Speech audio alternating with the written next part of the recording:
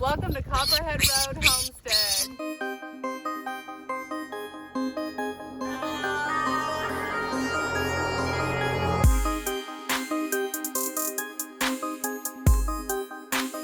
All right, so a few of these tomatoes I started in the house. I've had on my heating mat. I transplanted them to cups. This is in a clear cup. You're not supposed to do that because the sun can get to it, but it's been shielded from the sun very well. But one of the great things about this is you can see all that root growth. Look at all that.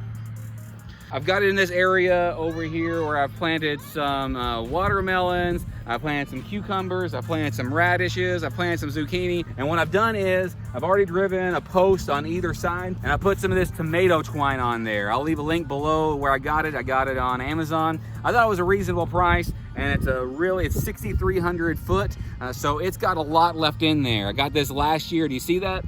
And what I did was I stretched a line between these two posts so I can keep the lines nice and straight, and then I can use that later and trellis the tomatoes with. We've got wood chips back here in this area, and I know you're not supposed to, but I tilled this in this last year. And the reason I did that was because it was so unlevel, it was so hard, and you had to dig past all that. Mostly what I did was I just disturbed the mulch. I really didn't get much soil in there. So what I'm gonna do is I'm gonna dig a trench right to the soil, and then I'm gonna put these there, and I'm gonna plant them sideways. So what happens is that everywhere that you see these little hairs on these, it will develop more roots.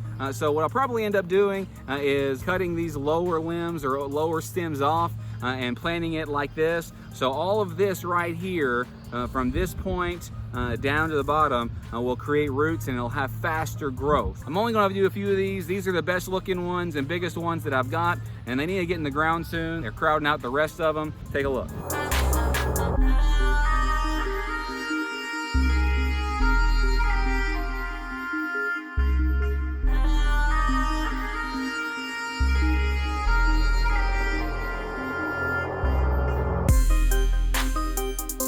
So if you took a look, I took the bottom stems off. It looks kind of like they're laying on the ground. However, in just a day or two, the sun will get those to turn right back up, and they'll be standing straight up, and all of those roots will be able to be right there at the surface, which is what you want. You don't really want to dig very deep with tomatoes and plant them that way. You need to have them at the very surface. That way we'll have more tomatoes and we'll have them faster. These are just 3 plants. I've got many more to do, but these are some of the biggest that I have. They need to get in the ground. I'll be planting some more along this line. The next thing that I need to do is water it.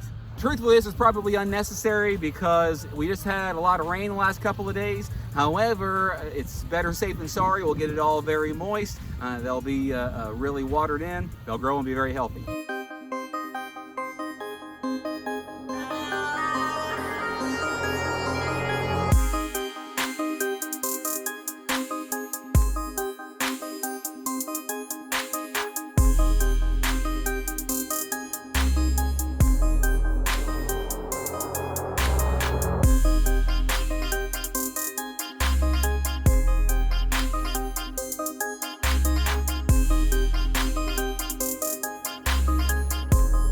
So it's a bit of a gamble to plant them over here in this area where the wood chips have been tilled up. However, I've got plenty. I'm gonna see how it works over here. I might put a little bit of extra fertilizer on every one of them. What I've read has said that when you till this up, then it robs it of nitrogen. So if I add a bit of rabbit poop to it, then maybe it will help. This is what we're doing for our Plant Everyday Challenge today. If you wanna participate in the Plant Everyday Challenge, I would love to see what you do. You can share it on the Copperhead Road Homestead Facebook group.